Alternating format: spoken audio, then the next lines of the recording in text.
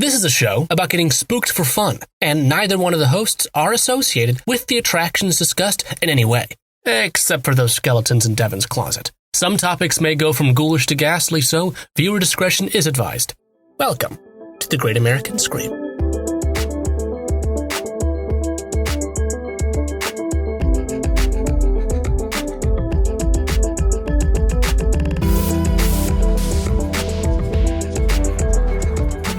Oh, wait, can I tell you a little pre-podcast, little factoid that I found out the other day, and I can't get it out of my mind? Yeah, go ahead. I was watching a video about 5/4 time, and one of the most common ways that people hear 5/4 time is the Mission Impossible theme song. It's in 5/4 time. Yeah. And what infuriated me is that the reason that the composer wrote that song that way is because it's based on the Morse code for the letters M and I. God damn it. It's really frustrating that it's just dash, dash, dot, dot, dash. Oh, It's I hate really that. awful. You can also think about the Mission Impossible theme song as 4/4, but every half bar is just a different tempo, which is also stupid. That's stupid. That's like that hey ya discourse that was going around. People were like, oh, hey ya is in like 11/5 or something, when no, it is not. Oh my God. They counted out for you at the beginning of the song. 1, 2, 3, 4. That's the tempo. They counted out. They do. I think that's just going to be the intro. Hi, welcome to the Great American Scream. My name's Devin Wright. My name is Adam O'Connell. Well, happy Tuesday. I was about to say what day it is now, but it's for Happy you. It's Tuesday. Sunday. Yeah, for you Happy all. It's Sabbath day. Tuesday. But there was a anniversary this past weekend. Oh my God, I'm so sorry. I didn't get a gift. This is so embarrassing. What year is this year? It's the Wood year. Is it Wood year? The Wood year? Oh, what year? What year? You know, every year for anniversaries, you get a different material gift. I thought that was only like 10 years that you would do those, but no, like isn't one paper or something? I don't know. What? For every year. Anyway, what I'm did I not miss? straight. What holiday did I miss? Well, this past weekend was the 17th anniversary of Revenge of the Mummy opening at Universal Studios Florida. The greatest roller coaster of all time. Happy birthday, sweetie. Happy birthday, Brendan Fraser. Happy 17th birthday, Brendan Fraser. We've been saying that we're going to do a full episode on Revenge of the Mummy for the past couple of weeks, so here it is. Please enjoy. Yeah, we're not going to do it this week. It'll be sometime. I think what inspired me to finally do it this week is that 2 nights ago I had a dream about Brendan Fraser, and I think he like told me telepathically in this dream to do it. I also saw Brendan Fraser recently, but it was because I was watching somebody play through a FMV game from 1997, and some reason Brendan Fraser was in it. So I think it's a sign. In my dream about Brendan Fraser, it wasn't about Brendan Fraser, but he was like a guest star.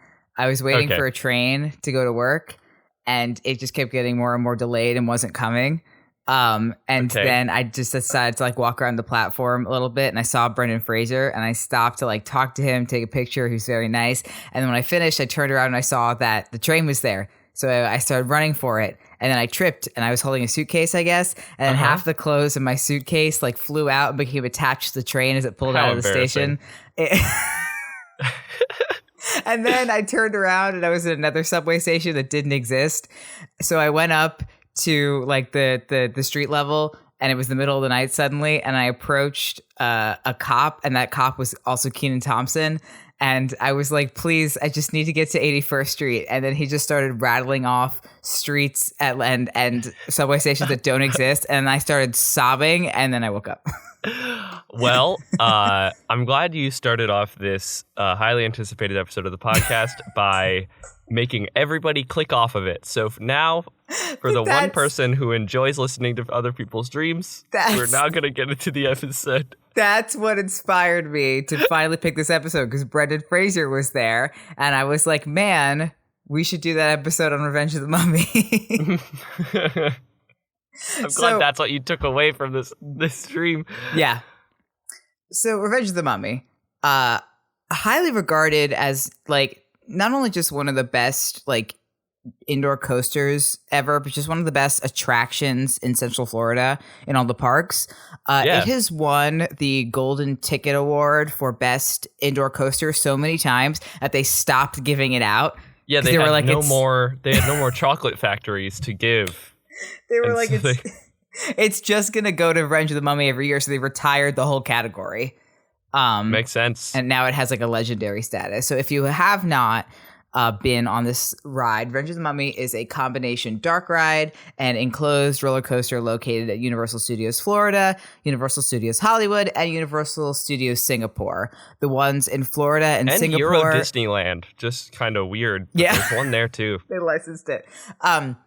The ones at Florida and Singapore are pretty much identical. The one at Hollywood has a slightly different track layout and a different story, but it's all based on the Mummy film franchise, the one that started in the 90s, starring Brendan Fraser, which in turn is based off of the Universal Classic Monster film starring Boris Karloff. Oh, thank God. We got our one episode Boris Karloff reference. Yeah. So we got there.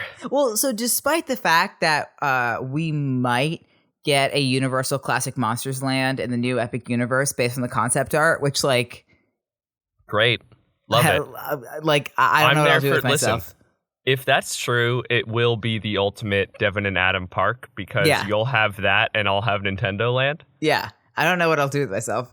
But so technically, we already have a ride based off a classic monster, and it's this one. It's really frustrating how Universal keeps threatening to be the greatest theme park ever. Like every few years, Universal's like, what if we did the coolest shit you've ever seen? And then they don't. Yeah. So it was actually the first roller coaster, both in the Florida and Hollywood parks when it opened in 2004. There were no coasters at either of the Universal parks. That's crazy.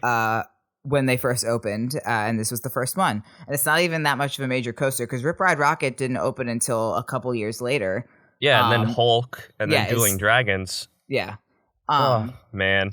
I miss Dueling Dragons. I know Hagrid's is good and all, but Dueling Dragons is so good. Adam, you know that most of my life right now is consumed by anticipating my imminent move to Los Angeles. Yeah. Over on the West Coast. And when I tell you that one of the most exciting ideas that I had, I was originally going to move to North Hollywood, but now it looks like I'm going to move to West Hollywood. One of the reasons I wanted to move to North Hollywood is because I would be very close to Universal and I could go on the Revenge of the Mummy ride whenever I wanted. Yeah, basically. So the Florida version, which was the first one, and the ride tells the story of a fictional Mummy franchise sequel called Revenge of the Mummy. The guests are invited on a tour of the set where they realize that the mummy's curse is real and now must narrowly escape the clutches of Imhotep. Set the bar. Yeah. It literally created the format that every ride at Universal should follow. So good. It's the perfect thing kind of between like the whole ride the movies concept and the like behind the scenes concept, because we'll elaborate more on the story later, but like you learn about how the actual Mummy franchise was made, but also at the same time you get a new story that you are now the star of. It's so good because you get it blurs the line. It's pretty clear like as an adult, but as like a teen, when I was like, how much of this behind the scenes content is real and how much is fake, and where's that line? Yeah. Like, it's so silly and over the top, and it takes itself incredibly seriously in the best way possible. It's just so good. Yeah. It's what every single ride should be. Yeah. And as a horror attraction, because like this is an interesting thing I think that theme parks do a lot, especially and Universal does, of using horror aesthetics without the ride necessarily being scary, because like I wouldn't call Revenge of the Mummy particularly scary, but it uses a lot of like, it's not like a haunted house scary. That's interesting. I would say that it is like kind of vanilla haunted house type scary, where like for a kid that's riding it for the first time, it is terrifying. But like anytime after that, you're like, oh, okay. This isn't scary, actually. And it, like, once you pass maybe 14, then it's just pure camp, and it's incredible. Yeah, and we talked about this a little bit in the horror roller coasters episode, but I think the fact that it is a combination dark ride and a roller coaster really serves it from like a horror perspective, because it's able to play on different kinds of human fears, because it's able to play on like the fear of heights, the fear of speed, the fear of falling and stuff. Yeah. But it's also able to play on like phobias and psychological fears like bugs and fire and death, I guess, in general. Yeah, yep. And it kind of on a meta level, because it's kind of billed as a dark ride, and then you go into the loading station and it's more of a roller coaster, but then it is still kind of a dark ride. Like, you're not expecting like roller coaster-esque thrills on a like dark ride. You're expecting an Omnimover system, and you get a roller coaster, which is scary but good. And I think it's so interesting because The Mummy is technically a horror franchise, but nobody ever thinks of it as a horror franchise. Yeah, it's like a horror franchise like Resident Evil. Yeah, it's an action franchise that uses horror as an aesthetic or horror imagery as like a plot point. It's like action horror because it's horror, but it's not scary. Right. Which is interesting. But so I would like to talk about the history of the attraction, the experience, walk you through it, and then also the possible future of Revenge of the Mummy. Oh, no. So we've talked more than once about Universal Studios Florida's rough first year of operation. Basically, nothing worked, and rides were constantly going down because they were very technologically advanced for the time, but also, therefore, nothing worked.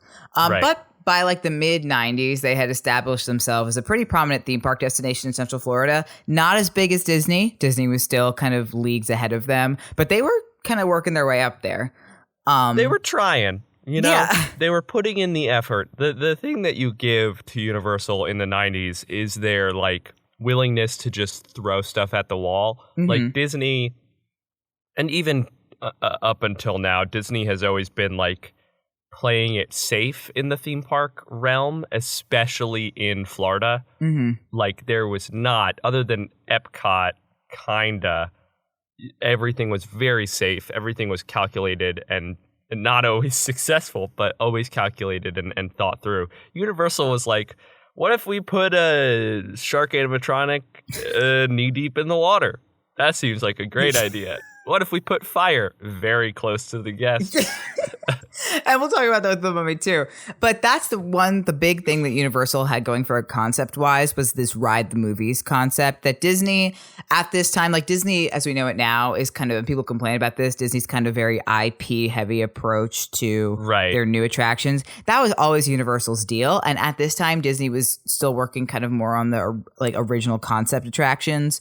But and immersion as attraction. Like, as much as Universal, and I think that this is to the detriment of Central Florida theme parks, but over probably the last decade, really because of Harry Potter, the two theme parks have kind of coalesced in this is about immersion in an IP's world, rather than Universal used to be experience the movie's world from a different perspective, like from a ride the movie standpoint, and Disney was become fully immersed in this world, whether it was an IP or a totally original thing. And now they've both kind of come together because of goddamn Harry Potter world. Yeah. It really did change the Wizarding World of Harry Potter really did change the theme park landscape forever, but that's another podcast. So in order to compete with Disney, they really did two big moves. One of them was to expand from just the theme park into a full resort with like City Walk and hotels and stuff, and then begin work on Islands of Adventure. And then also start to take a very aggressive approach to updating the attraction lineup at studios to be more up to date with current popular films. As they noticed that kids in the 90s were not interested in attractions based on 60s, 70s, and 80s movies. Like Alfred Hitchcock's The Art of Filmmaking did not really resonate with your 11-year-olds in 1994.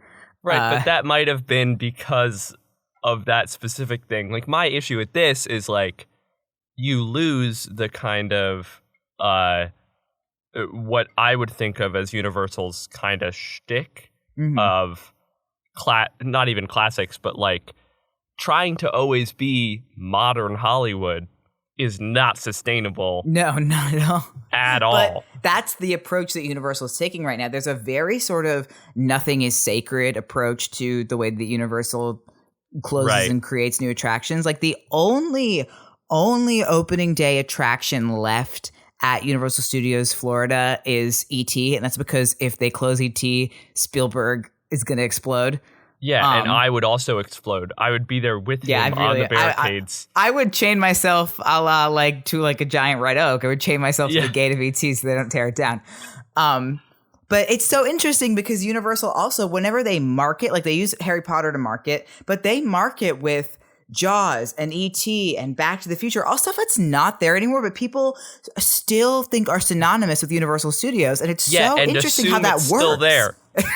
That's why. It's and so then they weird. get pissed, but then they get butterbeer, not the good butterbeer, the cold butterbeer, and they're like, maybe it's okay. They spend $100 on a set of pretty cheaply made robes, and they're like, oh, okay, I guess this is fine. I wanted to ride Jaws, one of the best theme park attractions ever of all time, but I can't because I'm not in Japan. It's still in Japan, yeah. And there's still a stop on the Hollywood tram tour for Jaws. Yeah, okay. That's all right. Anyway, so The Mummy was actually the first of these big changes to the attraction lineup, as Confrontation would close on September 8th, 2002 to make room for a new attraction. And just because the name of that attraction was untenable. You cannot call it Confrontation. It doesn't work. And it was an excellent attraction as well. And we do have Skull Island Reign of Kong over at Islands of Adventure right now. It's not as good as Confrontation, but it's also not a bad attraction. It's a much better name, though. Yeah.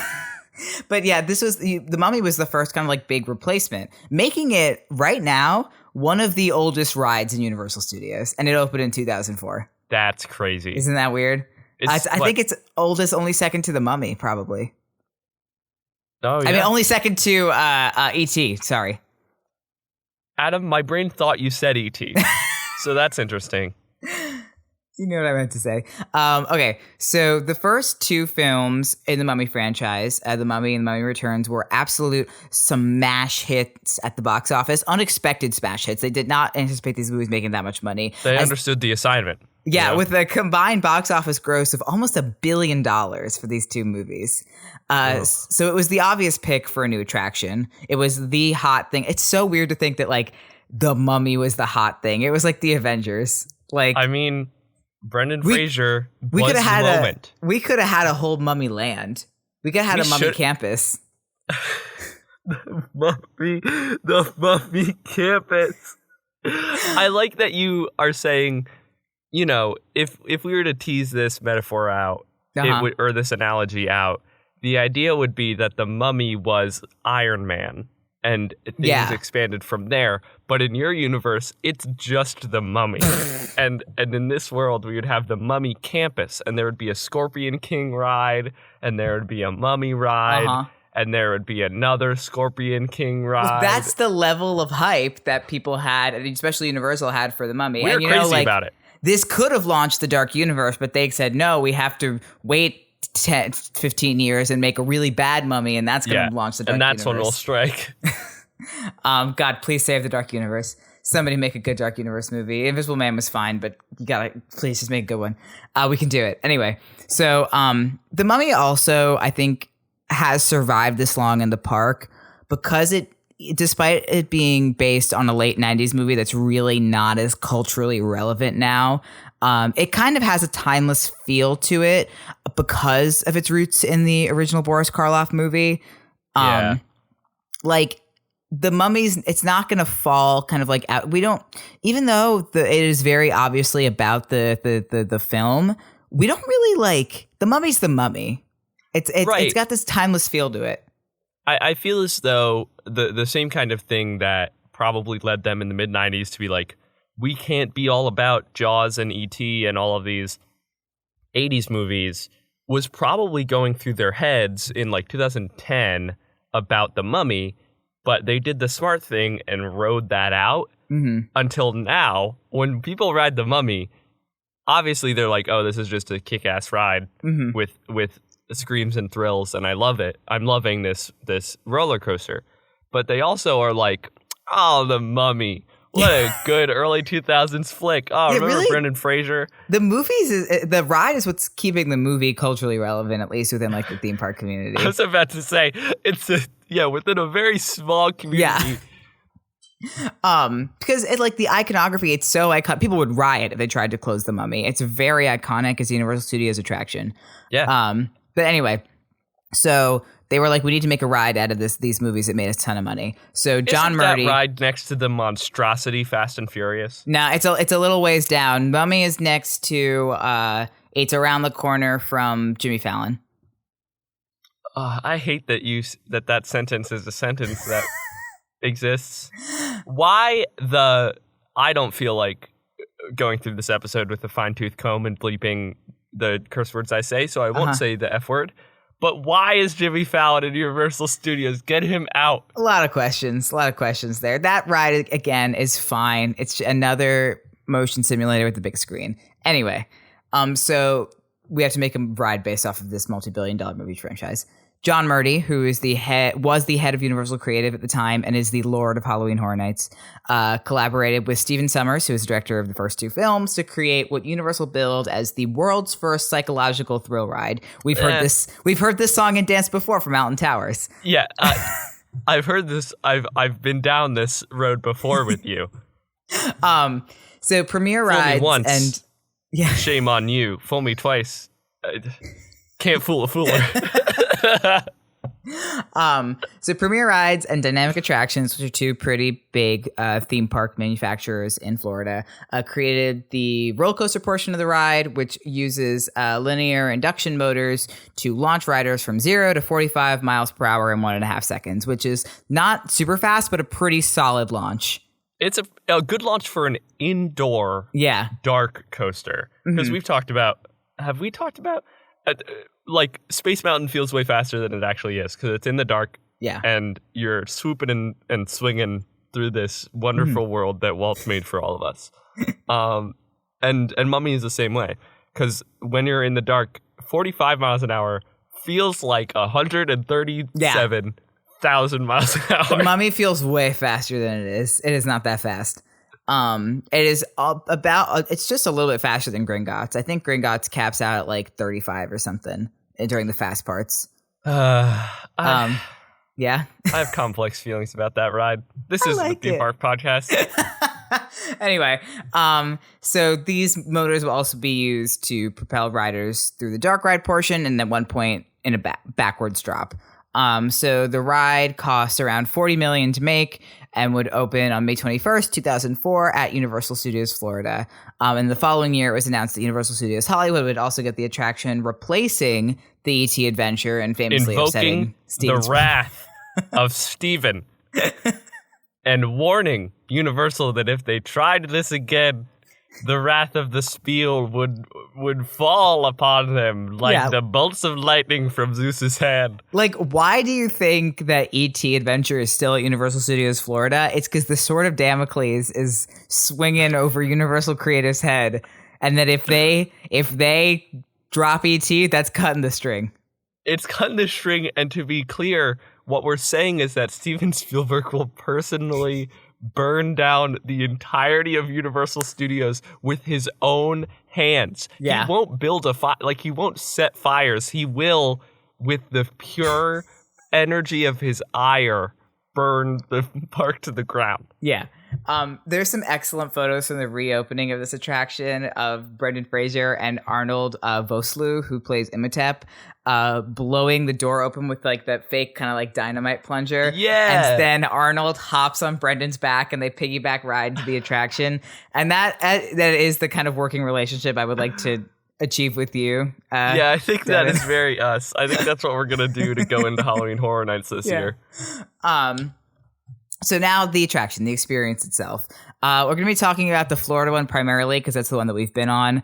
Because the Hollywood one does have a slightly different story and a different layout. But Singapore is identical. So the ride is located in the New York section of the park. At the facade is like the Museum of Antiquities. It's weird because the facade doesn't quite match the queue and ride story. But I think okay, not quite is quite the understatement. You walk in, honestly, I never thought it was a museum. I always thought it was like a movie theater because it looks like it says Museum of Antiquities out front. Well, that's bizarre. Well, I don't know if that's supposed to be, because like the whole thing about when you're at Universal Studios is you're supposed to already be on a set. So like, yeah, I guess you could be walking into the set of the Museum of Antiquities. But then we get down a whole entire rabbit hole. That's a lot to deal with. That's a lot to expect a slightly drunk because his kids are very angry and he doesn't want to deal with it dad to buy in. Yeah. So, and it's located in the New York section. As we enter the queue, you step onto the fictional set of Revenge of the Mummy, a sequel to the first two films. And you see the different setups in the prop and wardrobe departments. You see real concept art and real molds from the movies. This is really what I miss about a lot of Universal Studios attractions. They used to have like cool movie props, and like there are still movie props and sets and stuff, but I like to learn. I'm a dork. I love to learn. So TVs in the queue play a video featuring the real cast and crew of the film, not only like giving behind the scenes look at making the first two movies, but explaining the ride's story, which is that the film's fictional curse seems to have come to life while filming, with various accident and plagues striking the cast and the crew. And to protect themselves, everybody must wear the medjai symbol. Which is So Brendan Fraser is skeptical and will not wear the medjai symbol until he is denied a cup of coffee from craft services for not wearing it. So he steals it off a crew member named Reggie. Reggie later on injures himself in an accident and then gets trapped inside a sarcophagus prop. And that is the setup. Was Reggie Fils-Aimé, the former president of Nintendo of America. That's the setup. It's really like this Q video is important. It's really a delight. It is so it's good. So you have funny. What day on set did they wake up and on their call sheet was Universal Ride tie-in, and they were like, oh god, this is gonna be so annoying. Why do I have to do this? I mean, I'm getting paid SAG scale for this. Except Brendan Fraser, who is eating this up. That's what I mean. Brendan Fraser probably was like, oh, what is this? They're gonna make me do some schlocky tie-in to this corporatist whatever, and then he gets there and they hand him the script and he's like, hell yeah, I thought this was gonna be bad. This is incredible. It's such a stark contrast to did you ever go on Twister? Yes. As a kid who was deadly afraid of tornadoes. I love specifically that. I miss Twister.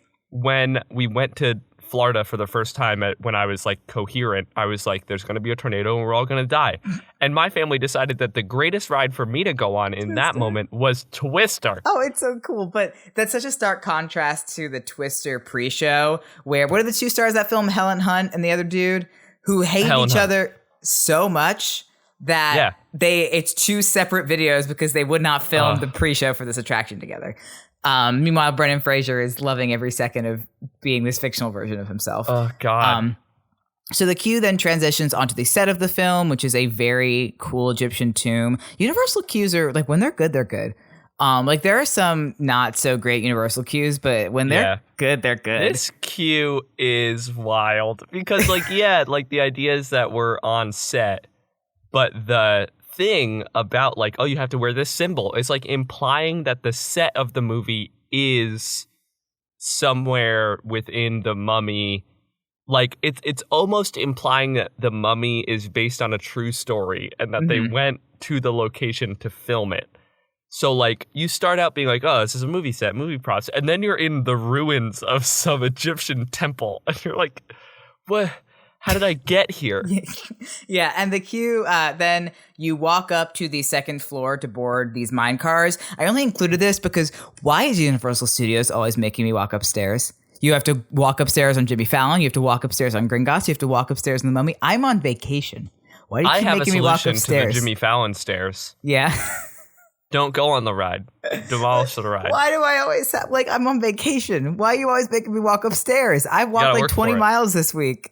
The Harry Potter one is like that too, because you're like in the greenhouse and you're like, this is a lovely time. I'm in the greenhouses of my favorite school, Hogwarts.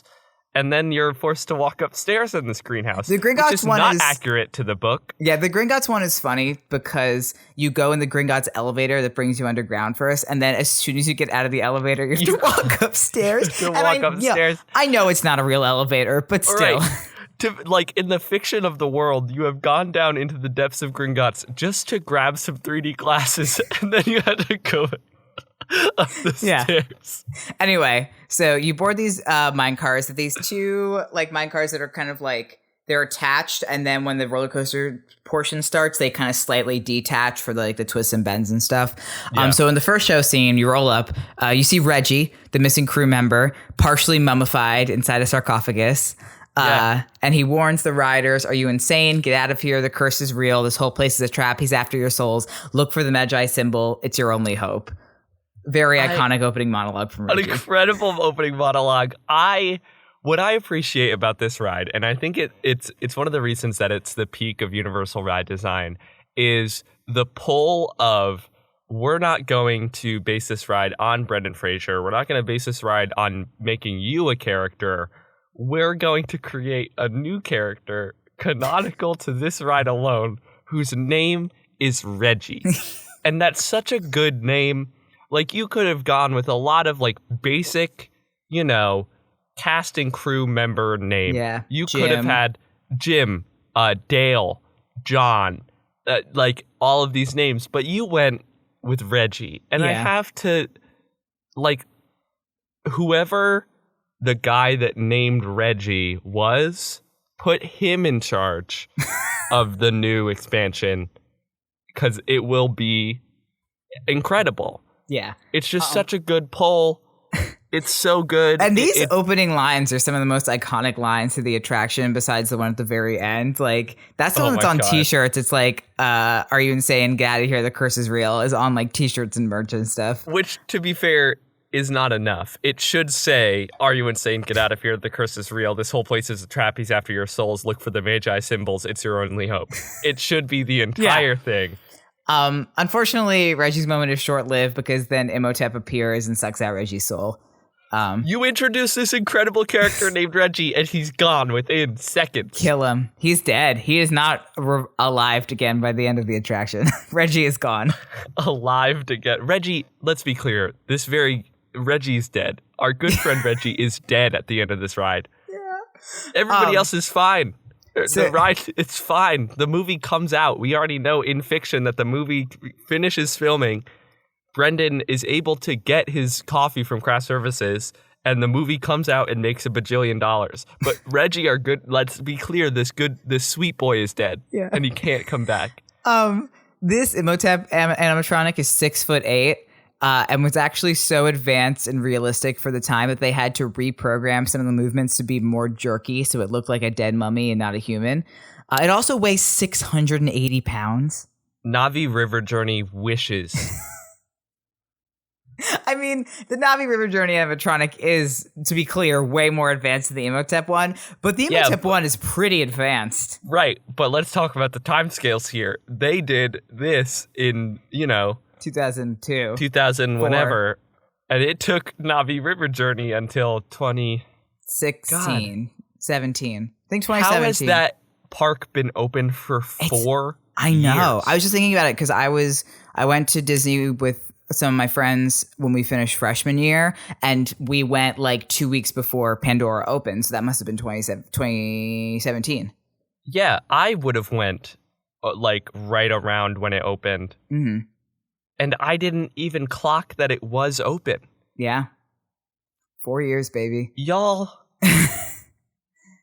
If you haven't watched Jenny Nicholson's video about the Avatar theme park, I highly recommend it because that's all that's going through my head. Avatar 7, why Avatar? So, Reggie dies. You move on to the second show scene where our sweet boy's gone. He can't come back.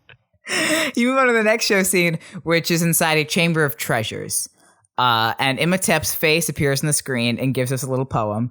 He says, serve me and savor riches beyond measure, or refuse and savor a more bitter treasure. And he says it in an Irish accent, like it's a limerick, which is interesting. And then suddenly mummies pop out from on both sides of the riders and jets of fire shoot upwards, very close to riders. It is hot. Yeah, I was talking about Jaws. Yeah, me when too. I talked about fire I've being been burned close by to riders. Jaws. And the guests used to complain that it burned them, even though it was just sunburn. Mm-hmm. But let's be clear, the Jaws one was fake. I wouldn't be surprised if guests were like, that fire in the Mummy burned me. Like, I know Reggie's dead, and we should all be very sad about that, and that's really the big thing here, but I do have a slight burn. This is the part that traumatizes all the kids, because you go through the first scene, and even though Reggie dies, you're like, okay, I can handle this, and suddenly you're in the next room, and there's fire, like, 2 feet from you, and then a big scary mummy pops out. This is where most children lose it. Yeah, this ride is a journey. Like, I know that it's the best ride ever created, and it's probably my favorite, but, like, now going back through it in my mind palace, it's a lot. Yeah. So then the cart kind of moves quickly to escape, but hits a wall where scarab beetles pour out and onto the mine car. And if the kid wasn't upset by the last scene, they will be upset by this scene. If your kid hates It's Tough to Be a Bug, which he does because he's a child, he will hate this. Yeah. And the cart then drops backwards. This is the backwards drop. And then this is where the ride turns into a roller coaster. Because you stop for like a brief projection scene as the car kind of rotates you around on a platform. And then these doors open up in front of you and the car launches upwards at 40 miles an hour. And then it speeds through various turns and dips, and you fly past different projections of Imhotep and like fog effects and lights and stuff. You can't really get a good look at what's going on because you're just zooming past it. You're zooming. And then my favorite part of the ride, the cart stops at a fake unload station where there's like a woman, Genius. like the silhouette of a woman. How did nobody think of this before? How had nobody done a fake unload station in a roller coaster before? And there's like a silhouette of like a woman behind a window, and she's like, "We hope you enjoyed your ride. Please stay seated." And then Imhotep sucks out her soul, and she turns into a skeleton, and then he breaks the glass. And then the car, that's where the big drop happens. Oh, no. Before the big drop, there's the brain fire on the ceiling. I want to talk about the brain fire. So if you like, Imhotep sets the ceiling on fire, and this very cool kind of like rolling fire effect that it's called brain fire because it looks like a brain. And this concept was borrowed from the Backdraft attraction that used to be at Universal Studios, which was kind of like Twister, where it was a special effects show, but about fire and like firefighting instead of tornadoes. Very real fire. If you are at the ceiling level when this fire happens, it's pretty much close to 3,200 degrees at the ceiling level and 107 degrees at the rider level. Sick. If you weren't burned before, say goodbye to those eyebrows, baby. 107 degrees at the rider level. Yeah. Anyway, then the car drops down 39 feet, which is the Adam, highest drop pause of the ride. podcast. Yeah. You have something written here. No, I have been burned by this ride and Jaws. Jaws was more of like an arm hair singe, but I think it's also more of a steam burn. But I've definitely been on the Mummy and been like, ow. Okay. That didn't feel nice. So then the car then drops down 39 feet, which is the highest drop in the ride. I think it's only at a 50-degree angle, which is not very steep at all. For context in the of dark, that, again. Yeah, like the drop on Pirates of the Caribbean is 30 feet. And it's definitely not as steep as 50 degrees, but 50 degrees again is already not that steep, so it's not too bad of a drop. 50 degrees is about what you expect from one of those big log flumes, the ones where there are like rows of like 8 people. Yeah. Like you expect about 50 degrees from that. And it goes down this winding drop before a medjai symbol appears, and Imhotep shouts, "No!" You really didn't do anything. You just kind of found the medjai symbol. Right. Brendan Fraser appeared and held it out like a Mighty Morphin Power Ranger coin. So finally, right before he gets to the unload station, the car slows and shows the exit video of Brendan Fraser, who welcomes the guests back, saying, "Hope you enjoyed. I would have enjoyed this interview a lot more if I had got my cup of coffee." And then we see like a cloak pass over the screen and then a mummified hand hold out a cup of coffee. Brendan Fraser takes it and then realizes that it's a big scary mummy and starts screaming, and it cuts to black and we hear Brendan Fraser get mutilated by a mummy. Yeah, I would have liked it if what we all learned along the way was that with the medjai symbol, Imhotep just becomes like a beloved, hardworking member of the cast and crew, and he's like, "Thank you for my coffee, Imhotep." Like, I wish that was the ending. That's the other iconic kind of like merch line from this ride is like the cup of coffee stuff. Yeah. I think one of the Universal annual pass holder pins in the past couple months was a mummified hand holding a cup of coffee, and I really wanted it, even though I'm not a pass holder anymore. Couldn't get my hands on it, but it was cute. So yes, that's the end. You unload, and then you go into the, I think it's called like Jewel of the Sahara or something, gift shop where you can buy gifts from the ride.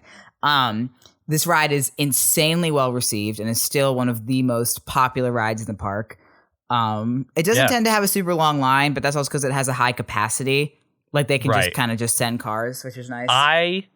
You can tell that this ride is really good by the fact that somebody who is pretty cynical about theme parks, even though I love them, unabashedly loves this ride. Like most rides I will be like, oh yeah, it's great, but Splash Mountain is great, but Brer Rabbit. Yeah. But like Mummy, it's just great. It's just great start to finish. Good. It's so good. So of course, because it is technically one of the oldest rides in the park, there is speculation as to how much longer this ride has, as Universal does not tend to keep rides around for this long as they want to continue to remain relevant. And since Mummy was the ride that started this trend, there's always rumors going around that Mummy is getting replaced with whatever the popular franchise is at the time. For the longest time, there was a rumor that it was going to be a Secret Life of Pets attraction. When I say that I would engage in civil disobedience if this happened, I was on Twitter the other day, at work, watching stupid Disney Parks YouTube's videos. And I went onto Twitter and People Mover was trending. And I got so scared in my bones that People Mover, the best ride in any Disney park, was going to be shut down. But it was because it had been reopened, which is great news. But I was so scared.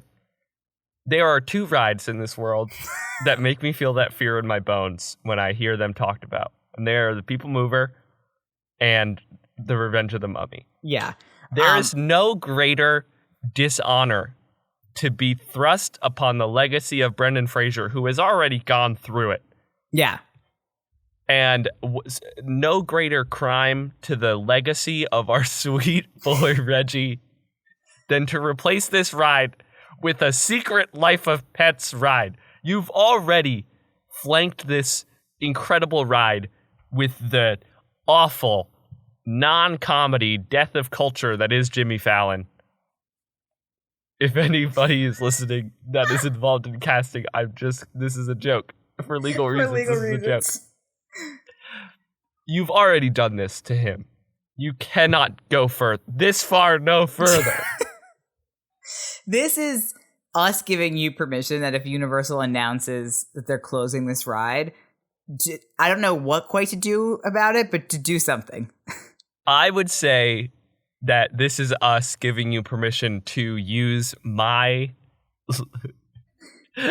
admissible in a court of law threats that I have given in this podcast as an excuse to close the ride. Because maybe we're a bit too radicalized. Maybe the fans of the Mummy are too radicalized and we need to punish them by closing the Mummy. That's an okay excuse I would accept. We'll all get together with a big old chain and we'll chain ourselves to the front of the attraction. And then what are they going to do, huh?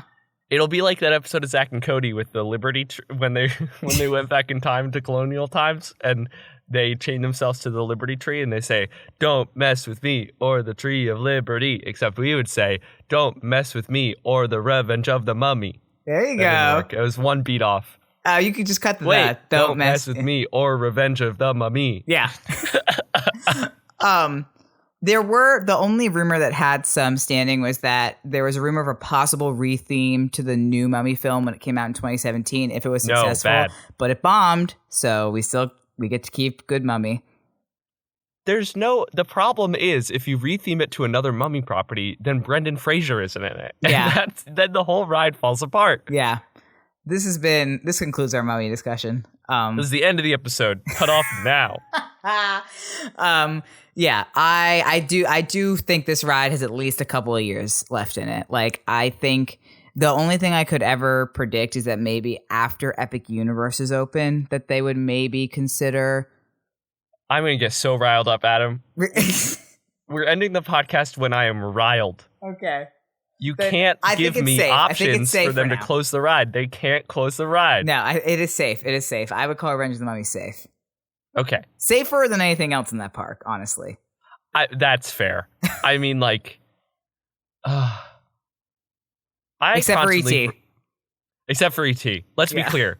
There are two guardians of rides at Universal.